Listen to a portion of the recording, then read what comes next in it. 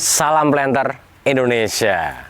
Kali ini kita akan membahas berkaitan dengan sebuah potensi pemanenan buah kelapa sawit atau angka yang disebut dengan angka kerapatan panen atau yang dikenal dengan persentase kematangan.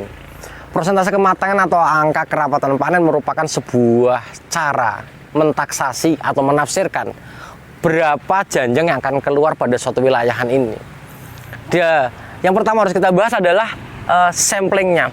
Jadi sampel yang digunakan dalam sebuah blok itu berjumlah 10%. Artinya bahwa jalur ataupun gawangan yang digunakan untuk sensus adalah jalur yang sudah ditentukan sebanyak 10% dari total luasan. Maka ada pola yang ditetapkan, yaitu adalah menggunakan baris 910, 2930, 4930, 4950 dan seterusnya, di mana terjadi kelipatan 20 per jalur SKB-nya atau di jalur sensus kematangan buahnya. Lah, sensus kematangan buah ini dengan 10% kita mencoba mentaksasi, menafsirkan berapa tonase yang akan keluar dari blok ini atau dari luasan tersebut yang besok kita panen. Waktu pelaksanaan sensus adalah biasanya ada dua versi. Versi yang pertama adalah dilaksanakan sore hari, yaitu adalah setelah jam 3, kemudian mandor panen melakukan sensus kematangan buahnya. Namun ada juga yang melakukan adalah setelah mengancakan karyawan, artinya bahwa setelah bolon karyawan panen sudah mulai bekerja lagi, maka mandor panen akan mengambil waktu untuk melakukan SKB atau sensus kematangan buah yang nanti akan muncul persentase kematangan atau yang disebut dengan angka kerapatan panen ini. Nah, jadi jalur SKB ini tidak akan pindah-pindah. Setelah kita tentukan dengan menggunakan simbol SKB, yaitu adalah lingkaran putih dengan dasar putih kemudian ada tulisannya merah. Ini sudah dijadikan sampel yang tetap akan di situ. Di mana pengamatan ini seorang mandor panen ataupun nanti mungkin para petani semuanya akan mencobanya, silakan saja.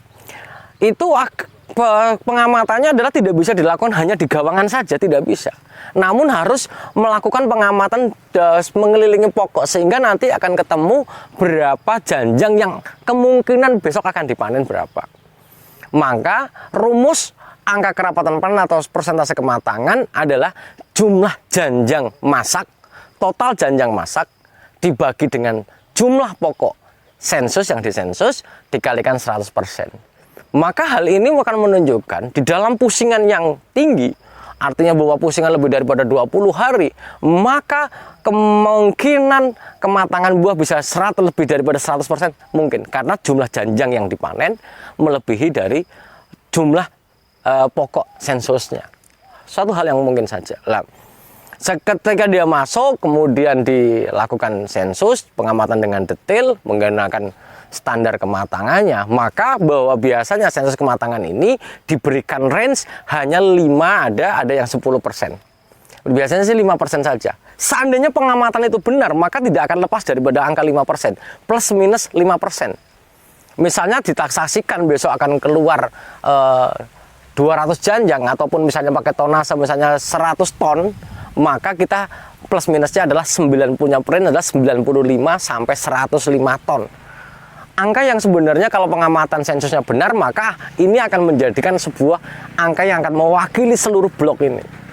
Oke, selanjutnya adalah di dalam sistem SKB ini banyak hal yang faktor-faktor yang mempengaruhi.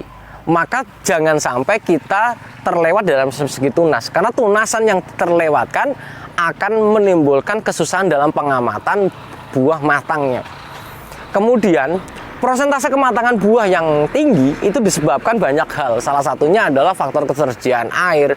Maka kadang-kadang ada satu produksi yang kadang-kadang track karena memang musim kemarau.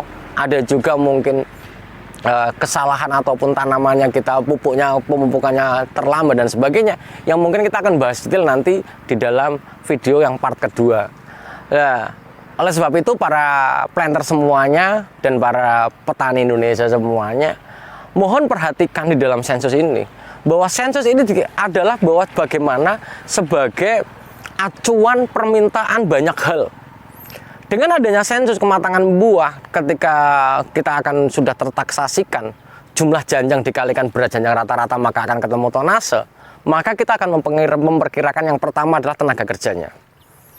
Dengan tenaga kerja ini, maka kita akan mengalokasikan berapa orang yang akan panen besok. Kemudian akan permintaan kendaraan untuk pengangkutan TBS-nya. Maka perhatikan para mandor panen semuanya dan para planter semuanya, jangan hanya menembak di atas babi saja. Artinya istilah itu digunakan adalah ketika kita harusnya SKP namun tidak SKP, namun angkanya ada. Artinya bahwa kita nembak-nembak saja. Maka itu angkanya bisa lebih daripada 5% atau kurang dari 5%. Oleh sebab itu, laksanakan dengan semangat untuk SKP ini, sehingga akan memberikan sebuah sampel yang kita ambil akan mewakili seluruh blok ini, sehingga tidak akan terjadi kesalahan dalam penentuan tenaga kerja dan penentuan kebutuhan kendaraan transportnya. Mungkin itu saja dulu yang dapat saya sampaikan. Sekali lagi semangat para planter Indonesia, salam planter Indonesia.